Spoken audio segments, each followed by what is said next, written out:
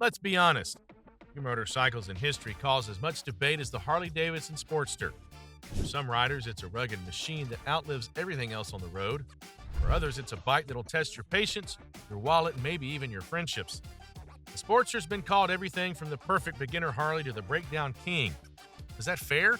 Or is it actually a bulletproof beast hiding beneath decades of complaints? That's what we're about to find out. The Sportster's been around since 1957, which means it's survived just about everything the world could throw at it.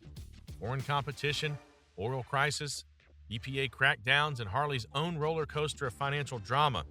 Through all of that, the Sportster stayed in the lineup, stubbornly kicking along like an old dog that refuses to leave the porch. It's one of the longest continuously produced Harley models ever. With that kind of history, you get stories from both sides of the spectrum. On one end, you've got owners bragging about 100,000 miles in the same motor.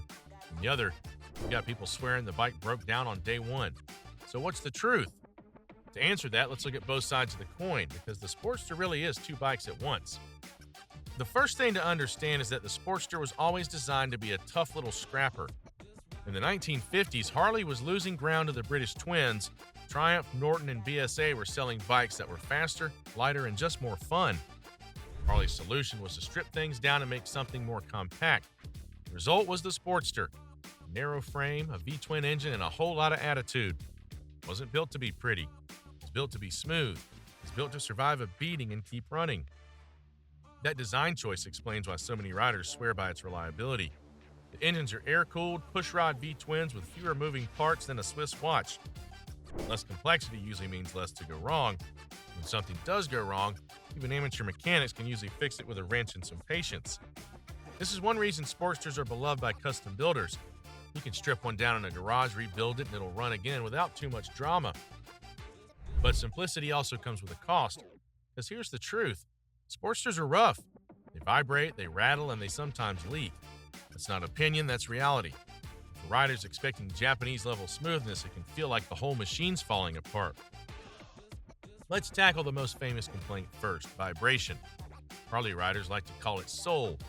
Non-Harley riders call it a chiropractic bill. The Sportster's 45-degree V-twin is mounted rigidly in the frame on older models, which means you feel every pulse of the engine. Mirrors blur, your hands tingle, and after a long ride, you might swear your fillings are loose. Over time, that vibration also does a number on hardware. Bolts can work themselves free, exhaust brackets can crack, tire accessories have been known to shake off, and yes, this has led to breakdowns on the side of the road. Then there's the oil leaks. Early Sportsters were notorious for this. Before Harley improved gaskets and machining tolerances in the 1980s and 90s, owners used to joke that if your Sportster wasn't leaking oil, it must be empty. To be fair, most of those issues were solved decades ago. Modern Sportsters don't really leak unless they've been neglected, but the reputation stuck, and you'll still hear people swear they all leak. Another common gripe is the charging system. On older Sportsters, stator failures weren't rare. If your charging system went out, the bike would die mid-ride and leave you waiting for a tow truck. This problem improved over the years, but even riders of the rubber-mounted bikes in the 2000s have stories of replacing regulators and batteries more often than they'd like. Now, before we crown the Sportster the breakdown king, let's hear the other side of the argument. Because for every complaint, there's an owner who will swear their bike has never let them down. There are documented cases of Sportsters hitting 100,000 miles on original motors with nothing more than routine maintenance. Oil changes, tires, and the occasional belt replacement, and that's it. Owners have taken them cross-country multiple times without major issues. The key here is maintenance. The Sportster's not a bike you can neglect. Skip oil changes, ignore rattles, or ride it like a race bike every weekend, and yes, it'll punish you. But treat it well, and it'll return the favor. What makes the Sportster durable is that same simplicity people complain about. No liquid cooling, no complicated electronics, and for decades, carburetors that could be cleaned with basic tools. Even when Harley introduced fuel injection in 2007, they kept it relatively straightforward. This means the bikes don't just survive abuse, they thrive in it. Off-road conversions, flat-track racing, and stunt builds all prove the platform can take a beating. And here's a fun fact. The U.S. military even considered Sportster-based bikes in the past for their toughness. This doesn't happen if the machine is unreliable. So, why the split reputation? Why do some people love their Sportsters and others swear they're cursed? The answer comes down to perspective. If you expect a Sportster to ride like a Honda, you'll be disappointed. Japanese bikes are famously smooth, refined, and require very little wrenching. The Sportster is not that. It's old school American engineering. It shakes, it makes noise, and it demands attention. To riders who accept that, it feels like character. To riders who don't, it feels like a breakdown waiting to happen. Another factor is customization. Sportsters are the most modified Harley model by far. Owners swap exhaust, reject carbs, install aftermarket electronics, and hack up frames. Every modification introduces new failure points, so when someone says my Sportster broke down constantly, you have to ask, was it stock or was it a backyard project held together by duct tape? Now let's talk about the split within the lineup itself. The 833 versus the 1200. The 883 is often seen as the learner Harley, smaller displacement, a bit more forgiving, and in some cases slightly more reliable. It's not being pushed as hard mechanically. 1200, on the other hand, gives you more torque and highway ability. That extra grunt can wear out clutches and drivetrains sooner if you ride aggressively.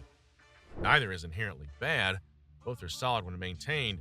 It does explain why you'll hear 883 riders claiming their bikes last forever, while 1200 riders sometimes report heavier wear. Another thing worth mentioning is the 2004 redesign.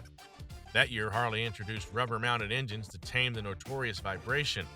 And while purists complained it took away some soul, most riders would agree it made the bike far more comfortable and reliable. The less your engine's shaking the frame, the less often you'll be fishing bolts out of your driveway. Add in the improvements Harley made in fuel injection and emissions compliance later on, the modern Sportsters are a very different animal than the shaky ironheads of the past.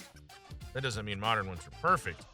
Owners of late model Sportsters still report battery drain, regulator failures, and the occasional electrical gremlin. Compared to what the early bikes went through, these are relatively minor headaches. So, is the Sportster the breakdown king or a bulletproof beast? The truth is it's both. It depends entirely on how you treat it and what you expect from it. If you want a smooth, maintenance-free machine, you'll probably curse the day you bought one.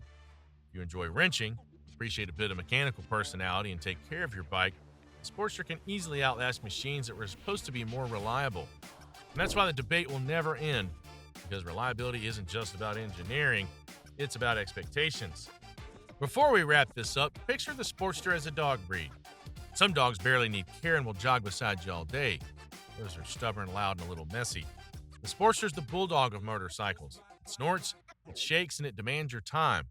Give it regular attention and it'll follow you anywhere with absolute loyalty. Skip the oil changes, nor the rattles are expected to behave like a pampered show dog. You'll find yourself stranded at the mechanic instead of out on the road. That's the paradox of the Sportster. It isn't flawless, it isn't polished, but with the right treatment, it's one of the most faithful machines you could ever ride. So, what do you think? Is the Harley Davidson Sportster a breakdown king or a bulletproof beast? The answer really lies in the hands of its owner. With regular maintenance and respect, it can rack up serious miles and give you decades of riding stories. But if you treat it like a cheap commuter bike and ignore the warning signs, don't be surprised when it leaves you stranded. And maybe that's why it lasted since 1957. Because at the end of the day, the Sportster isn't trying to be something it's not. It's a tough, noisy, stubborn piece of American history. And whether you love it or hate it, you can't deny it's earned a reputation. Now let me know in the comments, have you owned a Sportster? Was it reliable, or did it spend more time on the side of the road than the highway? Hit subscribe if you enjoyed this breakdown and stick around, because next time we're diving into another motorcycle legend.